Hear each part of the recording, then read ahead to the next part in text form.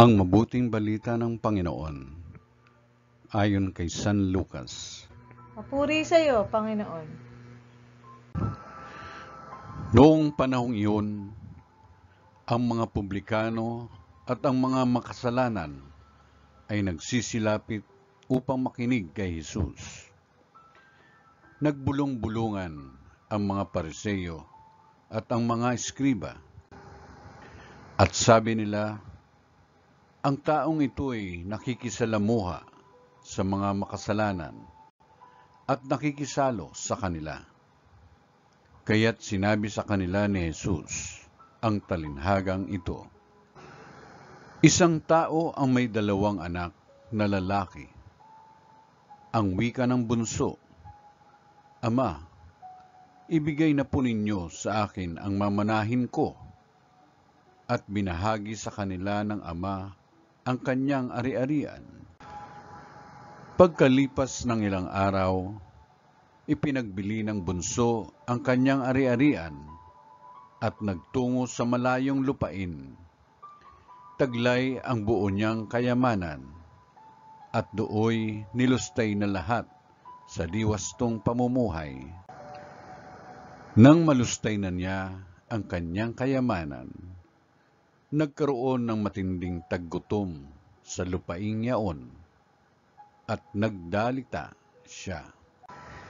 Kaya't namasukan siya sa isang mamamayan ng lupaing yaon.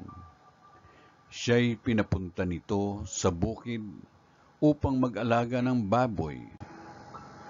Ibig sana niyang punan ang kanyang pagkain kahit ng mga bungang kahoy na ipinakakain sa mga baboy, ngunit walang magbigay sa kanya.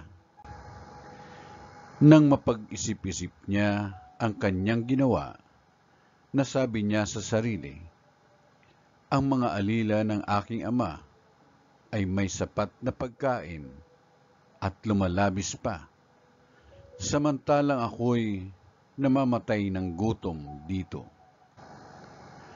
Babalik ako sa kanya at sasabihin ko, Ama, nagkasala po ako sa Diyos at sa inyo. Hindi na po ako karapat-dapat na tawagin ninyong anak.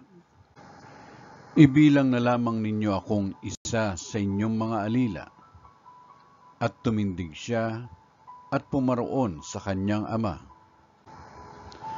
Malayo pa'y natanawan na siya ng ama, at ito'y labis na nahabag sa kanya. Kaya't patakbo siyang sinalubong, niyakap at hinadkan. Sinabi ng anak, Ama, nagkasala po ako sa Diyos at sa inyo. Hindi na po ako karapat-dapat na tawagin ninyong anak. Ngunit tinawag ng ama ang kanyang mga alila. Madali, dalhin ninyo rito ang pinakamahusay na damit at isuot sa kanya. Suotan siya ng singsing at pangyapak. Kunin ang pinatabang guya at patayin. Kumain tayo at magsaya, sapagkat namatay na ang anak kong ito, ngunit muling nabuhay. Nawala, ngunit nasumpungan, at sila'y nagsaya. Nasa bukid noon ang anak na panganay. Umuwi siya at nang malapit na sa bahay, ay narinig niya ang tugtugan at sayawan. Tinawag niya ang isa sa mga alila at tinanong, Bakit? May ano sa atin? Dumating po ang inyong kapatid, tugon ng alila. Ipinapatay ng inyong ama ang pinatabang guya, sapagkat nagbalik siyang buhay at walang sakit. Nagalit ang panganay at ayaw itong pumasok sa bahay. Kaya't lumabas ang kanyang ama at inamo-amo siya. Ngunit sinabi nito, Pinaglingkuran ko po kayo sa loob ng maraming taon at kailanmay hindi ko kayo sinuway. Ngunit ni minsay hindi ninyo ako binigyan ng kahit isang bisirong kambing para magkatuwaan kami ng aking mga kaibigan. Subalit nang dumating ang anak ninyong lumustay ng inyong kabuhayan sa masasamang babae, ipinagpatay pa ninyo ng pinatabang guya. Sumagot ang ama, "Anak, lagi kitang kapiling. Ang lahat ng ari-arian ko'y sa iyo.